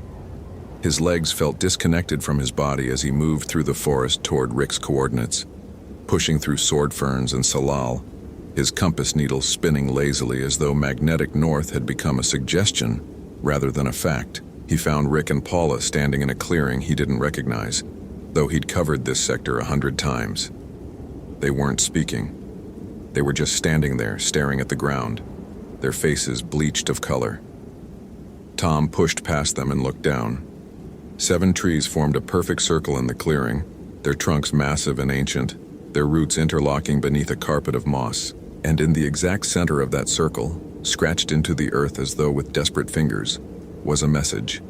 Thomas Brennan, 2007. Kevin Brennan, 2003. Amanda Vickers, 1999. Sophia Chen, 2014. 4 names, 4 dates, scratched into dirt that should have been covered by years of decomposition and growth, but instead looked fresh, raw, as though carved yesterday or 5 minutes ago, or in some impossible time that existed sideways to normal causality. And beneath the names, in letters 3 feet tall, they take the ones who look for the lost. Paula's voice came from very far away. Tom, we need to radio this in. We need to... Tom, are you okay? He wasn't okay. He was standing in a clearing he'd never found before, looking at his own name next to his dead brother's name, next to Michael Reeves's name. Except no, Michael's name wasn't there. Michael wasn't listed, which meant, we need to leave, Tom said. His voice sounded wrong, hollow, like sound traveling through a tunnel. We need to leave right now. Rick was pulling his radio, calling for extraction, his words professional and clipped. Station, this is SR Team 1. We have a situation requiring immediate law enforcement response, requesting sheriff and forensics team. The radio shrieked feedback so loud that Rick dropped it. The device hit the ground and went silent. its LED display flickering through random numbers before dying completely. Paula tried her radio. Dead. Tom tried his. Dead. In the sudden quiet, Tom heard it. Footsteps. Multiple sets of footsteps, approaching from every direction, moving through the undergrowth with perfect synchronization. But there was no sound of branches breaking, no rustle of disturbed foliage. Just footsteps, just the sound of weight pressing down on earth and moss and fallen needles. "Behind you," Paula whispered. "Tom, don't move. Whatever you do, don't turn around." But Tom was already turning because he'd spent 7 years telling himself that Michael Reeves had died from hypothermia and acute psychosis. And if he could lie to himself about that, then he could lie to himself about anything. Could let the lies build up like sediment until he'd buried himself alive in them. So he turned around and he looked. The shadows stood at the clearing's edge, and they weren't shadows at all. They were absences. Holes, gaps in the visible spectrum shaped exactly like people but containing nothing. Not darkness, not blackness, just a complete absence of anything that could be measured or perceived. Tom's eyes kept trying to focus on them and sliding away, kept trying to assign properties to things that had no properties, existed outside the framework that made existence comprehensible. There were 7 of them, 1 for each tree in the circle, and they were watching him with attention that had no eyes, regarding him with focus that had no source. And Tom understood in that moment that they'd always been watching, that the forest had been full of these watching absences for years, for decades, for centuries, and every person who'd vanished from these trails had spent their last conscious moments staring into these impossible voids. One of the absences moved forward. It had no face, but Tom knew it was looking at him specifically, knew it with the certainty of prey recognizing predator. And as it approached, Tom saw that it was carrying something, holding it in appendages that weren't hands, but functioned as hands, and that something was a backpack. Michael Reeves's backpack. "They keep them," Tom heard himself say. "They keep the ones they take. They keep their things. They keep..." The absence opened Michael's backpack and pulled out the journal, held it up for Tom to see, opened it to that final page. They're not shadows, they're holes. And then it opened its not mouth, and Michael Reeves's voice came out of that absence. Michael's voice exactly as Tom remembered it, young and frightened and 17 years too late. "Tom, you need to run. They've been waiting for you. They always wait for someone who comes looking. That's the rule. That's how they..." The voice cut off. The absence snapped the journal shut and tucked it back into the backpack with movements that were almost tender, almost careful, and Tom realized it was showing him. They were all showing him. This was the collection. These were the things they kept, the artifacts they'd preserved from every person who'd vanished while searching for someone else. Paula grabbed his arm. "Move. Tom, we have to move now." They ran. Tom didn't remember making the decision to run. Didn't remember his legs starting to move, but suddenly he was crashing through ferns and hurdling logs, and his lungs were burning, and Rick was ahead of him. And Paula was beside him, and the forest was tilting, rotating, as though the earth itself had decided that normal geography no longer applied. They burst onto the main trail. Except it wasn't the main trail, it was a trail that looked similar, but all the landmarks were wrong. The trees too young or too old, or arranged in configurations that shouldn't exist. Tom's GPS unit showed their coordinates as impossibly far north, then impossibly far south, then displayed coordinates that didn't correspond to any location on Earth. "Where's the parking lot?" Rick gasped. "Which direction is the parking lot?" Tom didn't know. He'd hiked these trails for 7 years, and he didn't know which direction led to safety because there might not be a direction anymore, might not be a parking lot, might not be anything except forest extending forever in all directions, with holes shaped like people waiting between every tree.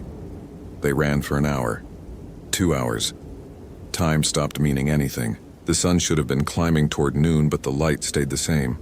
That submarine dimness that could have been dawn or dusk or some eternal moment between states. Tom's legs were numb, and his chest felt like it was full of broken glass, and he couldn't remember why they were running except that stopping meant seeing. And seeing meant understanding, and understanding meant accepting that he'd spent 7 years living next to something vast and patient and utterly indifferent to human frameworks of reality. Paula went down first. One moment she was running beside Tom, the next she was sprawled across the trail, her ankle twisted at an impossible angle. She didn't scream. She just looked up at Tom with absolute clarity and said, "Go, don't stop, don't look back." But Tom did stop, was already dropping to his knees beside her, was already pulling his first aid kit from his belt even though he knew it was too late, could feel the temperature plummeting, could see the shadows pooling around Paula's fallen form. "Tom." Paula gripped his wrist hard enough to hurt. "Listen to me. Kevin left you something. In his locker at the ranger station, locker 47. The combination is your birthday. He left you." One of the absences stepped out of the space between trees and bent over Paula. It moved like water, like smoke, like nothing that had bones or joints or physical structure. It touched her shoulder with an appendage that wasn't an appendage, and Paula's eyes went distant, glazed, her grip on Tom's wrist loosening. "No," Tom said. He was pulling his flashlight, shining it at the absence, knowing it wouldn't work but doing it anyway because humans shine lights at darkness, even when darkness is something that exists outside the spectrum lights can affect. "No, take me instead. The pattern. My name's in the pattern. Take me. Let her." "The pattern's already broken," Paula whispered. Her voice sounded like it was coming from the bottom of a well. "Your brother figured it out. Every 14 years, full moon in October. 4 people, but only 3 get taken. 1 has to stay, 1 has to remember, 1 has to..." She stopped talking. Her eyes focused on something over Tom's shoulder, something behind him, and her expression shifted into pure terror. Tom turned around. There were hundreds of them now. Absences filling the forest, standing between every tree, watching with no eyes, waiting with no patience, existing in spaces where existence became negotiable, and at the front of that impossible congregation stood one absence that was different from the others, taller, more defined, almost solid. It held out Kevin's ranger jacket. Tom recognized the patches, the name tag, the coffee stain on the left sleeve from the morning of August 12, 2003. The absence put on the jacket. The fabric draped over nothing, hung on a framework that had no mass, but it was Kevin's jacket, and somehow that made the thing wearing it more terrible than anything Tom had witnessed because it was wrong, fundamentally wrong, a violation of categories that made reality navigable. And then it spoke in Kevin's voice. "Tommy, little brother, you were supposed to stay away. That was the point. That was why I left you the warning." "You didn't leave me anything," Tom said. His voice cracked. "You disappeared. They said you fell. They said..." "Locker 47, Kevin's voice said. "I left it all there. The research, the pattern. 14 years, Tommy. 1985, 1999, 2013. They hunt on the full moon in October. They take the ones who look for the lost because that's the price. That's always been the price. Native tribes knew it. Called them the Watchers in the moss. Said you had to let the forest keep what it took. Said looking for the vanished only made you vanish too." The absence wearing Kevin's jacket moved closer. Tom could smell cedar now, rich and overwhelming, strong enough to make his eyes water. Behind him, Paula had gone silent. Rick had disappeared. Tom couldn't remember when, couldn't remember the last time he'd heard the older man's voice. "I tried to break the pattern," Kevin's voice continued. "Tried to be the fourth, tried to let them take me so the cycle would end. But there always has to be one who stays, one who remembers, one who warns. That was supposed to be you, Tommy. You were supposed to read what I left you. You were supposed to stay away." "I didn't know," Tom whispered. "I didn't know any of this. I just wanted to understand what happened to you. And now you do." The absence tilted its knot head. "Now you understand. So run, little brother. Run before the moon rises. Run and don't come back. Don't look for Sophia Chen. Don't look for anyone. Let the forest keep what it's taken." "I can't," Tom said. I can't just... She's 28 years old, she has parents, she has a life, I can't just abandon... Then you'll join her. Kevin's voice held no emotion, no warmth, just flat statement of fact. They're patient, Tommy. They've waited 14 years for the next cycle. They'll wait 14 more. But if you're still here when the full moon rises, if you're still in their forest, then the pattern completes. 4 taken, none left to warn. And in 2028, they'll hunt again. The absences were moving now, flowing through the forest like water running downhill. And Tom was running again, though he couldn't feel his legs.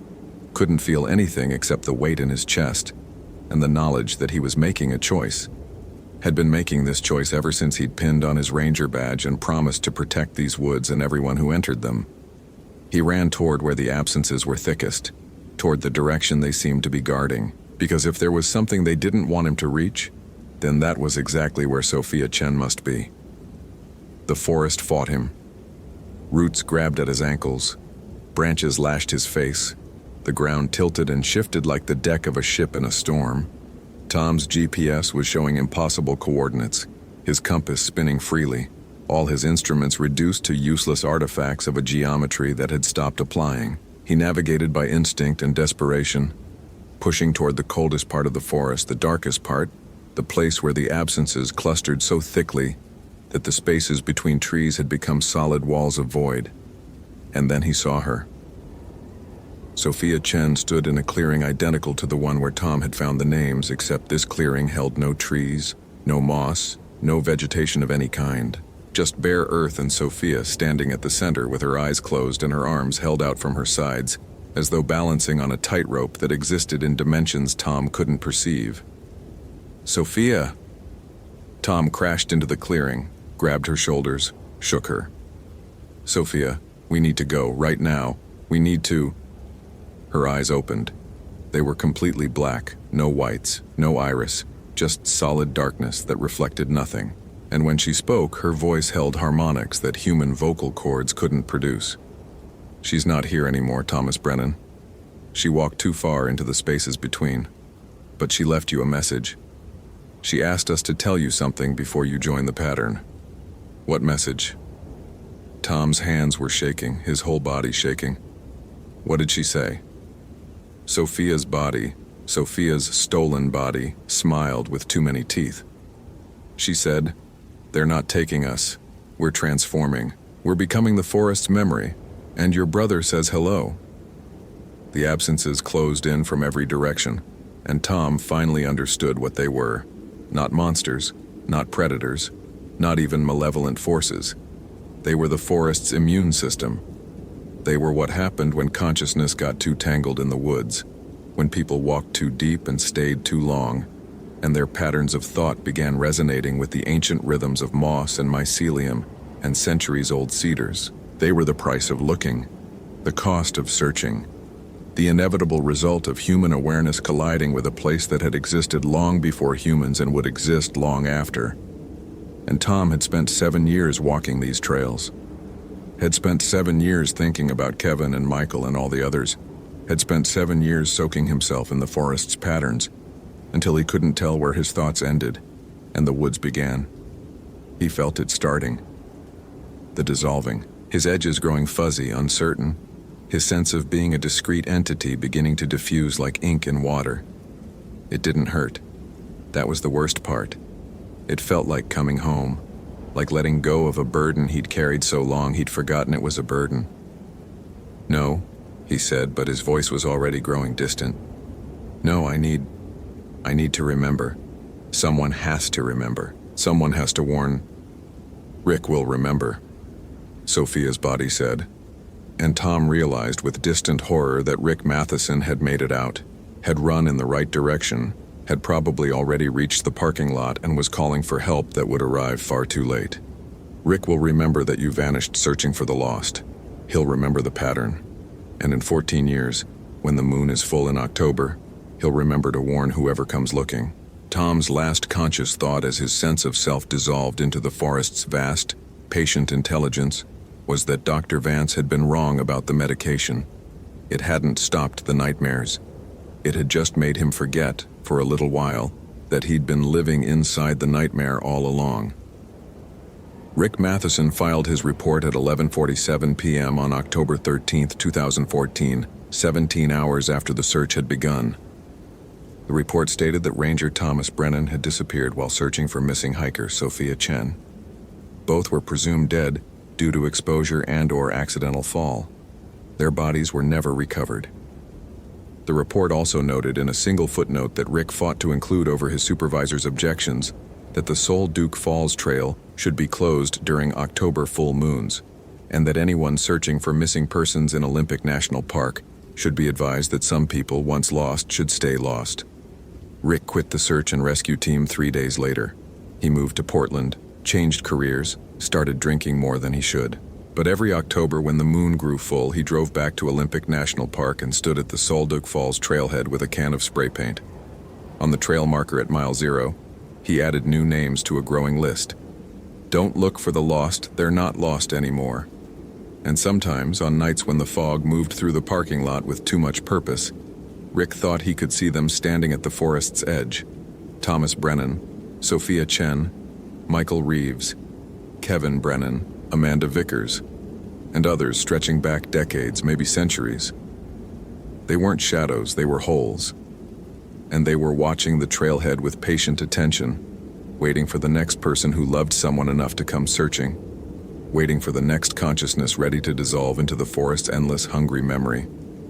The ranger station cleaned out Tom's locker 3 weeks later. They found his extra uniforms, his emergency supplies, his personal effects. They found the St. Christopher medal, which they sent to Tom's mother, though she never opened the package. They also found locker 47, which had belonged to Kevin Brennan. The combination was Thomas Brennan's birthday, Oro 4/15/73. Inside was a single notebook, its pages filled with Kevin's handwriting, dated July through August 2003. The notebook documented 14 years of disappearances, patterns in the vanishings, interviews with Native American elders about the watchers in the moss, research into consciousness and ecology, and the ways that awareness might function as an invasive species in ecosystems evolved to operate without it. The last entry, dated August 11, 2003, the day before Kevin disappeared, read, "If you're reading this, Tommy, then I failed. I tried to be the fourth, tried to close the cycle, but the pattern has rules, and the rules are absolute. 4 must enter, 3 must join, 1 must remember and warn. Don't come looking for me. Don't try to understand. Some things in this world exist outside human frameworks, and approaching them changes you into something that can interface with them, and that change is permanent. I love you, little brother. I'm sorry I couldn't protect you from this knowledge. All I can do now is ask you to break the chain. Don't become a ranger. Don't work in this park. Don't walk these trails. Let the forest keep what it's taken, including me, and live your life somewhere the shadows are just shadows. But I know you, Tommy. I know you won't listen. You'll want to understand. You'll want to save people. And that wanting will pull you into the pattern just like it pulled me. So when you vanish, and you will vanish, just know that you're not dying. You're transforming. You're becoming part of something vast and strange and very, very old. And somewhere in that vastness, I'll be waiting. See you in the forest." The ranger station filed the notebook away with Kevin's other effects. No one read it carefully. No one connected the patterns. And when October 2028 rolled around with another full moon over Olympic National Park, the rangers on duty that week would be young, new, eager to prove themselves. They would respond to the missing hiker report with professional efficiency. They would organize search and rescue operations. They would walk the Sol Duke Falls Trail, calling names that would echo through the cathedral forest. And between the trees, in the spaces where light couldn't quite reach, the absences would be waiting. Patient, hungry, ready to welcome new consciousness into their ancient, endless congregation. Because the forest always keeps what it takes, and the pattern, once established, never truly ends. It just waits 14 years and begins again. Hope you felt genuine terror. If you appreciate authentic horror rooted in real folklore, consider following for more stories. Which moment scared you most? Share your theory about what happened to Tom and Sophia.